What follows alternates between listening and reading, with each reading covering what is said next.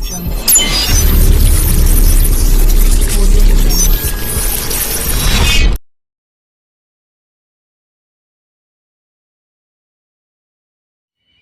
वालेकुम यार, मैं हूं डॉक्टर बिलाल अहमद राना और आप लोग देख रहे हैं हैंडसम माइंड टीवी चैनल। मुझे उम्मीद है मेरे तमाम व्यूअर खैर वाफियत से होंगे और आज हम बात करेंगे हमारे मुल्क में वो कौन सा काम कर लिया जाए कि जिससे इस मुल्क की तरक्की और कामयाबी चंद दिनों में हो सकती है। आप लोगों को आज मैं एक छोटा सा काम बताने लगा हूं। अगर तमाम मुल्कों कौम इस चीज़ के लिए फ़िक्रमंद हो जाएं तो हमारे मुल्क की तरक्की चंद दिनों में हो सकती है। और वो काम सिर्फ ये है कि जो असम्बली के मेंबरान हैं वो कौन हैं, क्या हैं, कहाँ से आए, किस तरह के हैं, क्या फ़ैसला लेते हैं, कैसे फ़ैसला लेते हैं, क्या करते हैं, कितनी इम्प्लीमेंटेशन कराते हैं, ये सारी बातों के हवाले से हमारा असल जो निज़ाम चलता है वो आइन से चलता है। 56 का, 62 का, 73 का आइन, फिर उसमें तरमीमें करके और बहुत सारी एडिटिंग कर ली और फिर उसको बनाने के लिए हमारा अहम रोल पार्लियामेंट का है। पार्लियामेंट की बात कर ले, ऐवान बाला, ऐवान ज़ेरी, सेनेटर और कौम MNA member of national assembly, कौमी असम्बली के मेंबरान, इन लोगों ने बैठ के ना सिर्फ कानून को बनाना है बल्कि चलाना भी है और इन लोगों ने ही इस मुल्क कौम के मसाइल को देखना है और हल करना है। अब एक बड़ी तबाही की वजह तो ये बनती है कि हमारे इस मुआशरे के अंदर एक बंदे को एक ऐसी चीज़ का मिनिस्टर बना दिया जाता है जिसने वो तालीम ही हासिल नहीं की। जब उसका एक्सपीरियंस और उसकी एजुकेशन उस चीज़ में है ही नहीं तो वो क्या समझेगा उस चीज़ को। इसमें मैं समझता हूँ सबसे पहला काम क्या करना चाहिए, सबसे पहला काम वो ये होना चाहिए कि जिस चीज़ का मिनिस्टर बनाना है उस चीज़ में बंदा कंसल्टेंट हो, स्पेशलिस्ट हो, उसमें एक्सपीरियंस्ड हो, उसमें प्रैक्टिकल हो।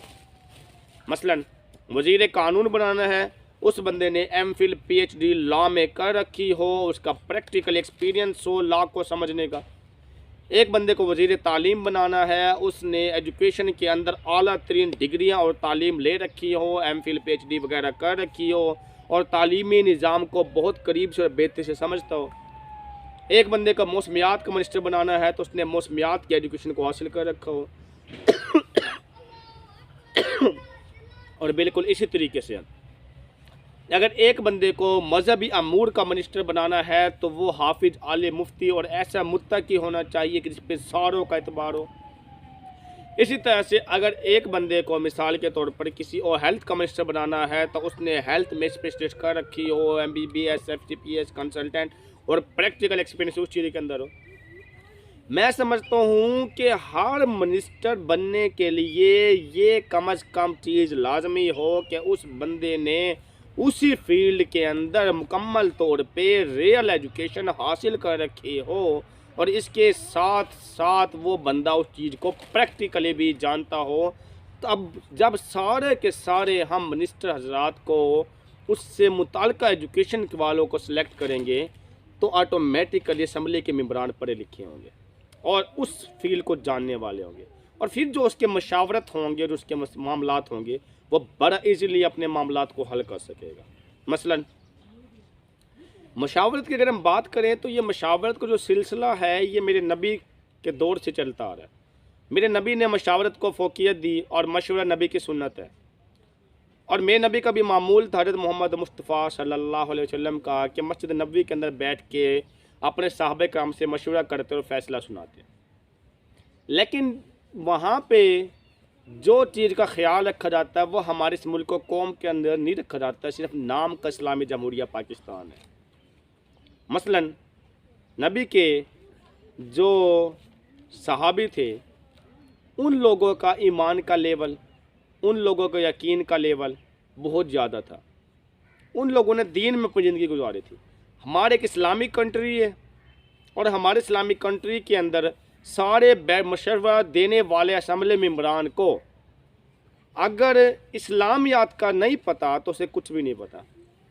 मसलन मैं समझता हूँ हमारे तमाम असम्बली मेंबरान को उससे मुताल्लिक़ एजुकेशन हो और इसके साथ साथ इस्लाम के नाम पर अगर मुल्क बना है तो कुरान और हदीस को जानता हो, क्योंकि मसले को हल करना वो कुरान और हदीस से बड़ा हल नहीं है हमारे पास। मसलन जब अल्लाह रब्बुल इज़्ज़त का हुक्म और मेरे नबी के तरीक़ों में ये बात आ गई सूद हराम है, हम ज़बरदस्ती सूद को हलाल क्यों कर रहे हैं? हमारे ईमान कमज़ोर और हम समझते हैं हम भूखे मर जाएंगे। अफसोस की बात यह है फिर मेरा नबी ने ऐसा क्यों कह दिया, फिर मेरे अल्लाह रब्बुल इज़्ज़त ने ऐसा निज़ाम क्यों बना दिया? सूद हराम है तो फिर हराम है, बात ख़त्म, छोड़ दें फिर उस चीज़ को। फिर उसके अंदर अल्लाह की मदद आनी है। हम अल्लाह की मदद के बगैर कुछ भी नहीं कर सकते। अल्लाह की मदद होगी तो हमारे पास कुछ ना हो।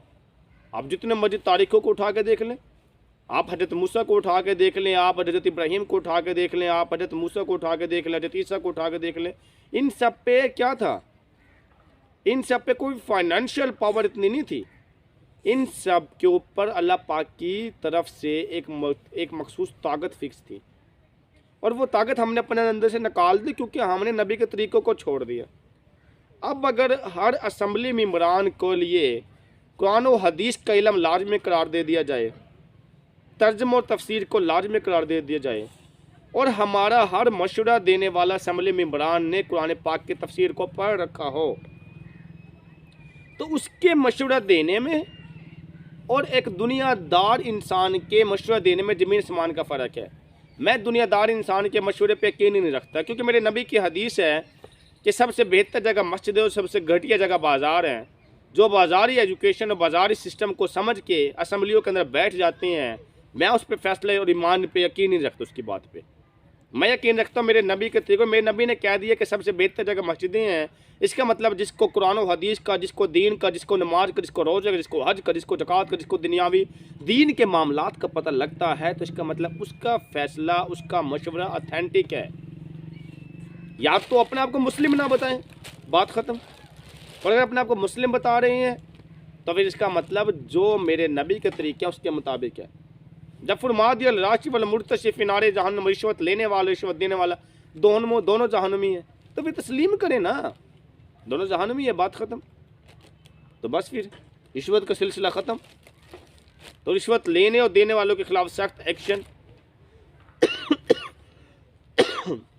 यानी जो तरीका भी कुरान और हदीस में है तब वो तरीका ऑथेंटिक, जो तरीका भी दुनियावी लॉजिक और मंतक में है वो तरीका अनऑथेंटिक। यानी अगर हम सही मायनों के अंदर फ़ैसले लेना चाहते हैं, मशवरे लेना चाहते हैं, असम्बलियों को इजलास बुलवाना चाहते हैं, मुल्क व कौम के मसाइल हल करना चाहते हैं, तो उसका एक आसान तरीका है। और वह आसान तरीका क्या है कि हमें असम्बलियों के मेंबरान को उस चीज़ में डिग्रियों के अलावा उन्हें कुरान और हदीस की तालीम और तरबियत देनी पड़ेगी। जब हम एक छोटा सा काम कर लेंगे तो हमारे मुल्क व कौम के अंदर दिनों में तरक्की आएंगी, और जब हमारे मुल्क व कौम के अंदर दिनों में तरक्की आएंगी तो हमें एहसास ही नहीं होगा और हमारा मुल्क मुकम्मल तौर पे चेंज हो जाएगा। अगर आप लोग तारीख उठा के देखें, जितने भी मुसलमानों ने हुकूमतें की हैं, मुल्क को संभाला है, फाइनेंशियल पावर से तो नहीं संभाला। सन 712 के मोहम्मद बिन कासिम के हमले सन 1757 के जंग प्लासी तक ये ईमान की ताकत पे संभला और बना है। आप गजवे और सारे गजवात को उठा कर देख ले, ईमान की ताकत पे बने हैं और ईमान की ताकत पे चले हैं। हमने माली ताकत पे यकीन रखा, अल्लाह की मदद ख़त्म। हमारा माली ताकत से यकीन हट के अल्लाह पे आ जाएगा, हमारे अंदर सारे मामलात पूरे। मुल्क और कौम की खिदमत करना चाह रहे हैं तो अल्लाह और नबी के रसूल के मुताबिक करें।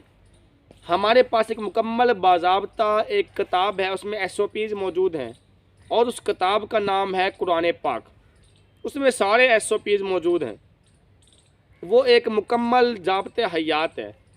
उसके लिए मेरे अल्लाह रब्बुल इज़्ज़त की ज़ात और मेरे नबी ने फरमा दिया, एक कामिल किताब का नाम दे दिया और पूरी ज़िंदगी की रहनुमाई का नाम दे दिया।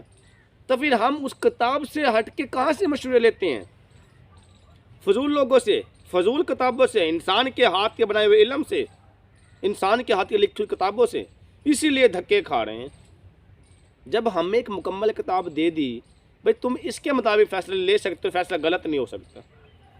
तो फिर हमारी आंखें अंधी हैं, क्यों नहीं हम समझ पाते इस चीज़ को। यूरोप की यूनिवर्सिटी की दीवारों में लिखा पड़ा होता उमर सैड, हज़रत उमर ने कहा, हमें पता ही नहीं है हज़रत उमर ने क्या कहा। फारूक सैड, हज़रत उमर फारूक ने फरमाया हमें पता ही नहीं है कि किसने कहा। अबू बकर सैड, हमें पता ही नहीं हज़रत अबू बकर ने क्या कहा। कुरान और हदीस के इल्म को निचोड़ के वो अपने मुल्क को कौम के तकिया लेके आ रहे हैं। उनको सिर्फ एक ही गलती है कि वो मुसलमान नहीं है। अगर वो मुसलमान हो तो सबसे पहले जन्नत में जाने वाले हों। लेकिन चूंकि हमारे पास कुरान और हदीस की ताकत मौजूद है, इसलिए अल्लाह के रब्बुल इज़्ज़त की ज़ात ने जिसने एक दफ़ा भी कलमा पढ़ा है तो उसको तो बख्शने ही बख्शने। इसीलिए जन्नत के हकदार हम हैं। लेकिन लेकिन लेकिन हम उस तरह से हक अदा नहीं कर रहे जिस तरह से हमें हक अदा करना चाहिए। कुरान और हदीस से सीखने का सिलसिला हमारा होना चाहिए, यूरोपियन लोगों का नहीं होना चाहिए। जिस दिन हमारी ज़िंदगी में ये तब्दीली आ जाएंगी उस दिन हम बासानी अपने सारे के सारे मसाइल को हल कर लेंगे। और मुझे उम्मीद है कि ये सारी बातें सुनने के बाद हम अपनी असम्बलियों को ठीक करवाने के लिए सारे मिल के कोशिश करेंगे और मशावरत उनसे लेंगे जिसकी मुताल्लिका फील्ड होगी। ऐसा नहीं होता कि आप दवाई लेने के लिए तो मोची के पास चले जाएं, जूते लेके मेडिकल स्टोर वाले के पास चले जाएं, बल्कि आप मुताल्लिका फील्ड के मुताल्लिका बंदे के पास जाएंगे तो आपका मसला हल होगा। आपने एक बच्चे को चेक करवाना है, आप बड़े डॉक्टर से कराते हैं, कोई फ़ायदा नहीं, आप बच्चे वाले के पास जाके आपका मसला हल होता है। इसीलिए अगर हमने इस मुल्क को कौम में इस्लाह लेके आनी है और अगर हमने मिसाल के तौर पर कानून का मसला हल करना है तो फिर वज़ीर कानून से लेकर कानून के अंदर कानून के अंदर रहने वाले तमाम लोगों को कानून का पता होना चाहिए। मज़हब का मसला हल करना है तो मज़हब से मुंसलिक जितनी भी हमारी मिनिस्ट्री है उसमें तमाम तरह मज़हब से मुंसलिक होने चाहिए। हमने हेल्थ का मसला हल करना है तो तमाम तर लोग हेल्थ से मुंसलिक होने चाहिए। हमने एजुकेशन का मसला हल करना है तो तमाम तर एजुकेशन से मुंसलिक होने चाहिए। इसको हम बोलते हैं कि जिस तरह के मसाइल होते हैं उस तरह की लीडरशिप चाहिए होती है। लेकिन हमारे मुल्क व कौम के अंदर मसाइल कुछ और हैं, लीडरशिप कुछ और है। हम जब उससे हट के किसी और लीडर से पूछते हैं तो फिर हमारी मिसाल वही है कि हमने दवाई लेने के लिए किसी मोची के पास, जूतों के लिए किसी डॉक्टर के पास जाना हो लेके, तो ऐसे मसले हल नहीं हुआ करते। मुझे उम्मीद है कि ये वीडियो देखने के बाद आप लोगों को काफ़ी हद तक समझ आ चुकी होगी और आप लोग हमारी इस वीडियो को लाइक करें, हमारे चैनल को सब्सक्राइब करें और बेल आइकन को दबाएं ताकि बर वक्त आप लोगों तक हमारी तमाम वीडियो मौसूल होती रहे। इसके साथ ही इजाज़त दीजिएगा। अल्लाह।